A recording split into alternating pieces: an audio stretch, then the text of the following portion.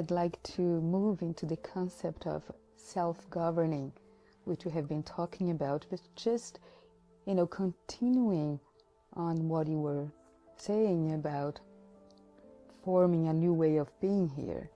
Well,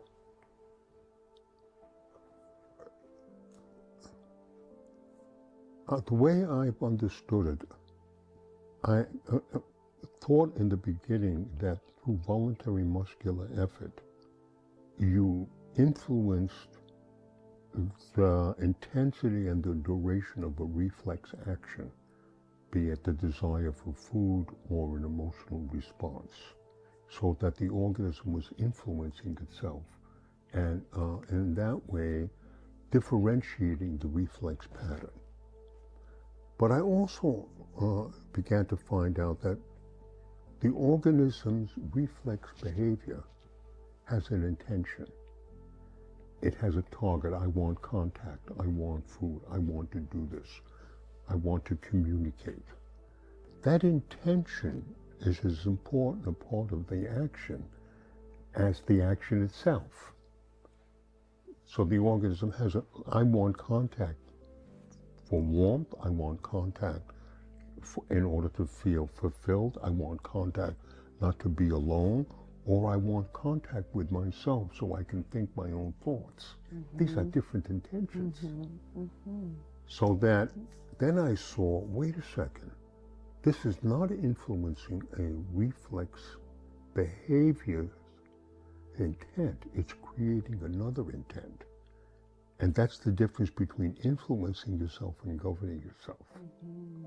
You find out that you're using reaching out as a way to form something rather than to influence something.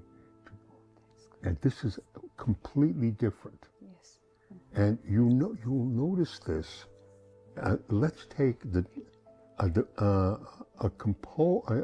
musician playing somebody else's piece is interpreting how that piece should be played. Mm-hmm. But it's the composer who's telling you that you have to use yourself differently. Mm-hmm. He is suggesting not a way to influence your behavior, he's telling you how to create and govern this piece of behavior to produce this mood, these different statements. Mm-hmm. Yes. Okay, so self-governing means, and to me, not some magical self, but a voluntarily organized entity that wants to use its behavior or invent behavior in order to have a specific personal outcome. Mm-hmm.